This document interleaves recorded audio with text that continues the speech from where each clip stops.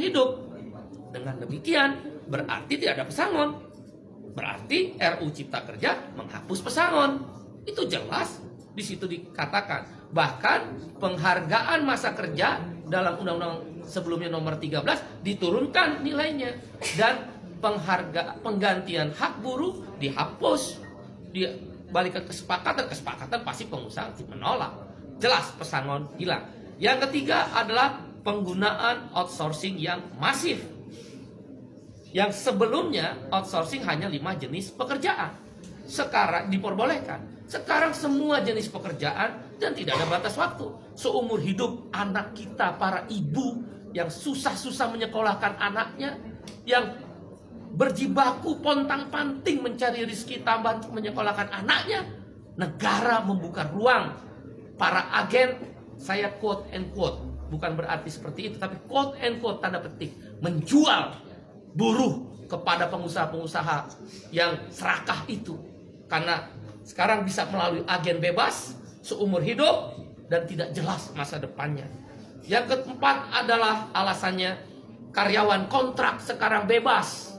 Dulu karyawan kontrak harus ada persyaratan. Boleh menggunakan karyawan kontrak kalau paling lama 3 tahun pekerjaan itu.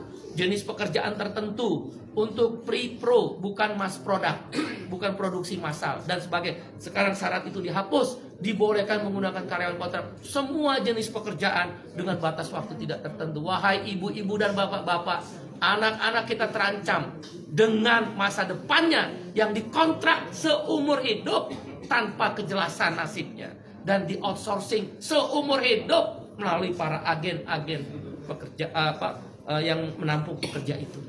Berbahaya buat negara ini, terlalu liberal, tidak ada perlindungan negara kepada rakyatnya.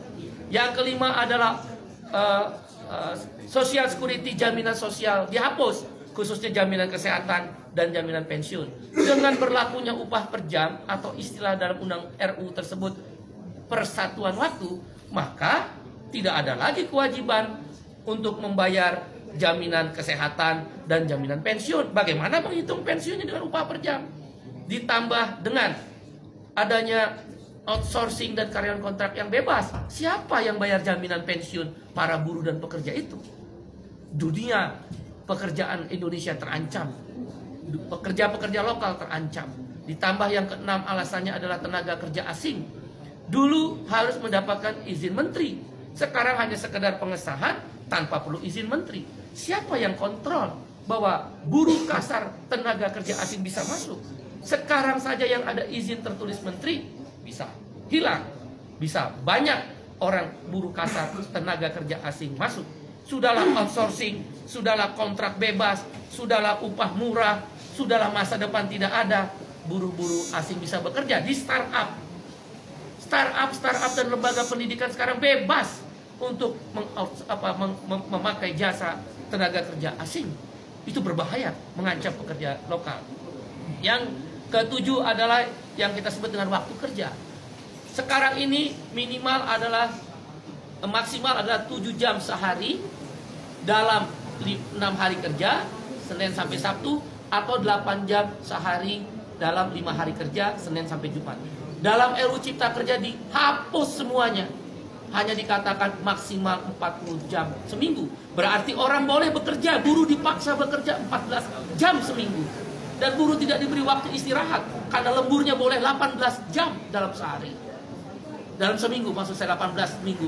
Waktu kerjanya tidak lagi 7 jam atau 8 jam. Ini berbahaya untuk masa depan perlindungan kaum buruh. Dan hal-hal lainnya adalah sanksi pidana dihapuskan dengan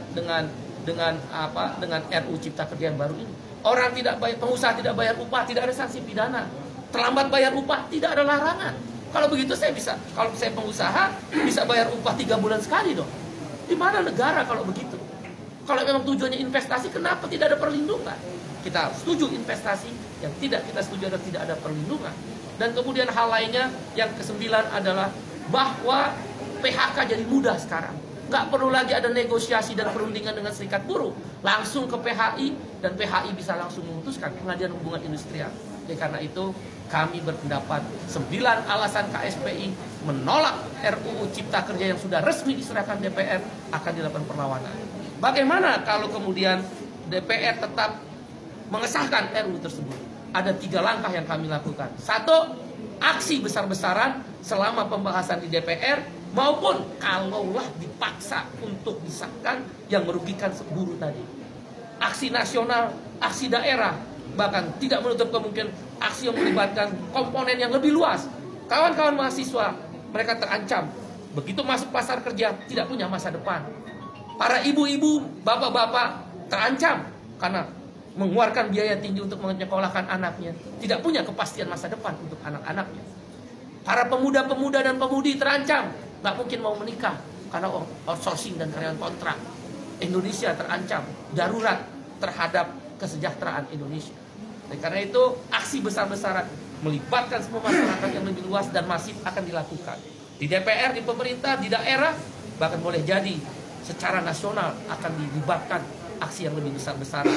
Menghentikan produksi kalau memang